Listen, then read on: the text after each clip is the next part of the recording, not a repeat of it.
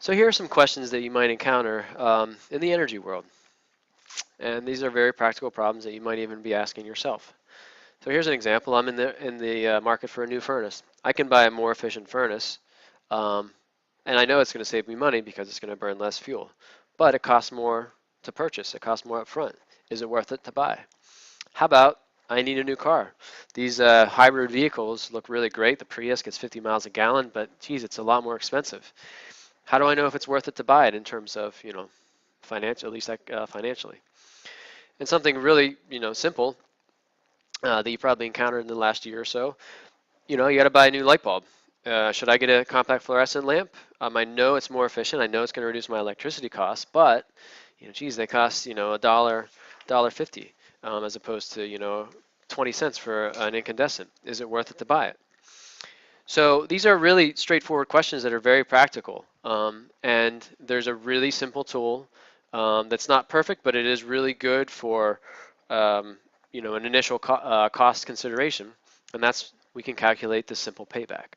So a simple payback can be defined as the amount of time it takes a purchase to pay for itself. You can think of it another way, at what point do you break even? So at some point in time, you pay money up front. If you save over time, hopefully you're going to break even. So something that's really, really important to point out is that simple payback always refers to a choice. So you can't have a simple payback of something by itself. In order to have a simple payback or to calculate a simple payback, you need to be making a choice between two things. So, buy one furnace or another, buy one car or another, buy a new, lamp or not. Should I, should I replace the furnace or not? In other words, there's a difference between, I need a new furnace, which one should I buy, versus I have one that's working right now, should I buy a new one? So you can make that decision. Do I want solar on my house? Well, the choice here is solar panels or no solar panels. Okay, so there's any number of decisions. Anything that involves a choice between two things that have different costs and different, upfront costs and different costs through times, you can calculate a simple payback.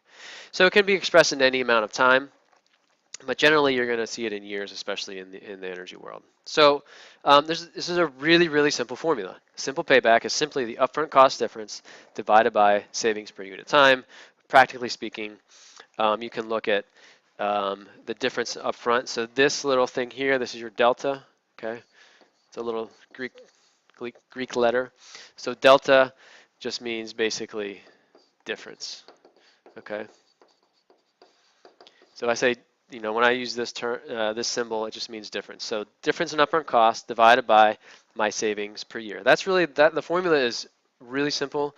Sometimes it can be difficult to determine the factors in the formula, but let's just look at a few examples of this. Okay, so I'm deciding between two furnaces.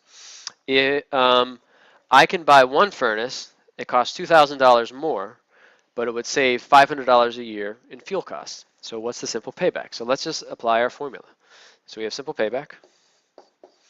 It's different. We're just going to symbolize like this, upfront cost difference. Put it like this. And then my savings per unit time. So my upfront cost difference is given here. So it's going to cost me $2,000 more to buy one furnace. But my savings every year is going to be $500. And make sure you keep your per year in there. So that's it. There's my equation. I just divide the two, excuse me. That's $500 a year, pardon me.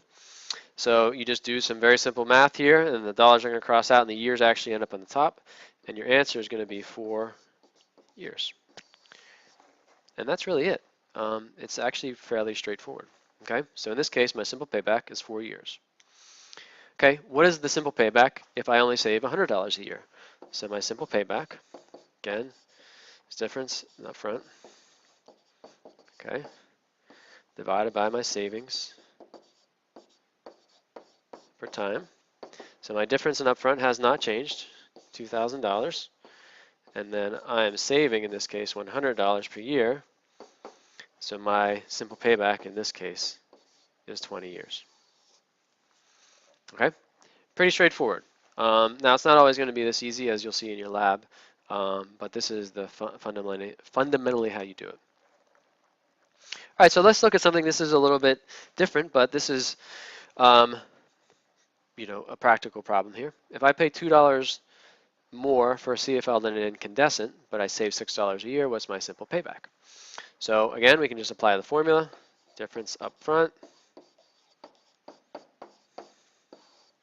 divided by my savings